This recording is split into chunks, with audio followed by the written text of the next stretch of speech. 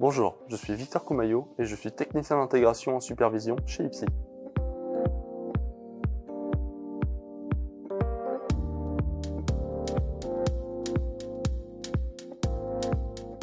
De plus en plus d'entreprises se tournent vers des solutions SaaS pour accélérer leur mise en place. Cela réduit la charge de maintenance de ces solutions et permet de se tourner vers d'autres sujets. Mais il n'est pas possible de superviser ces solutions via SNMP ou par agent. Pour pallier à cela, les fournisseurs d'applications proposent des API pour communiquer avec leurs solutions. Voyons ensemble comment nous pouvons utiliser les API pour la supervision de solutions SaaS.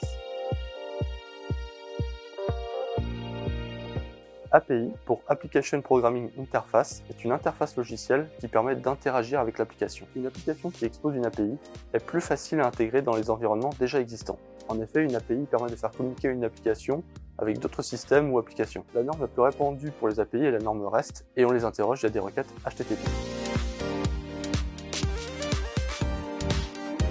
Via les API, il est possible de récupérer les indicateurs de performance des applications en SaaS, si l'application propose ce service, et de les rapatrier sur l'outil de supervision principal. Admettons que vous ayez des ressources sur AWS, d'autres sur Azure, et encore d'autres sur Flexible Engine. Chacune de ces plateformes cloud propose leur service de supervision, qui récupère différentes métriques de performance.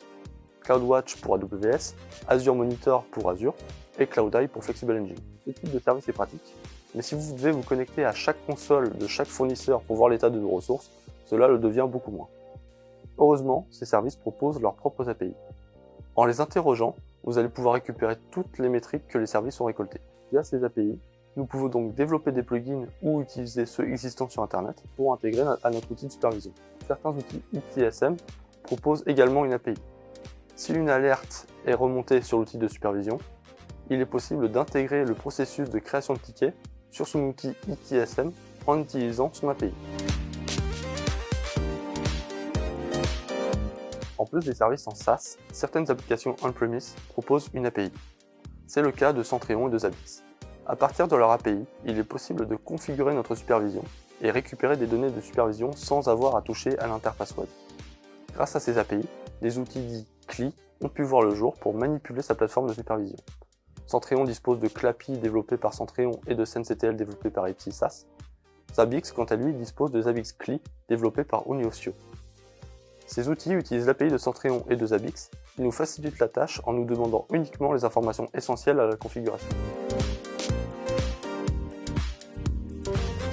Dans un cas plus pratique, il est aussi possible d'automatiser certaines tâches afin de maintenir la supervision à jour. Par exemple, nous pouvons faire en sorte que nos systèmes viennent s'auto-inscrire sur notre plateforme de supervision avec le template adéquat, et ainsi être supervisés directement à son déploiement.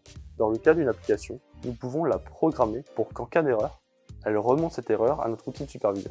Par ailleurs, les outils en CLI développés pour les plateformes de supervision facilitent l'utilisation des API Centrion dans des outils comme Ansible. Nous avons donc la possibilité d'automatiser l'installation et la configuration de notre plateforme de supervision. Les API sont devenues presque omniprésentes dans l'horizon applicatif. Leur utilisation permet l'intégration de différents systèmes à son environnement informatique.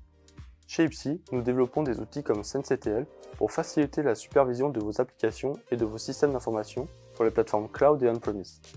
N'hésitez pas à nous contacter pour vous accompagner dans vos projets de supervision.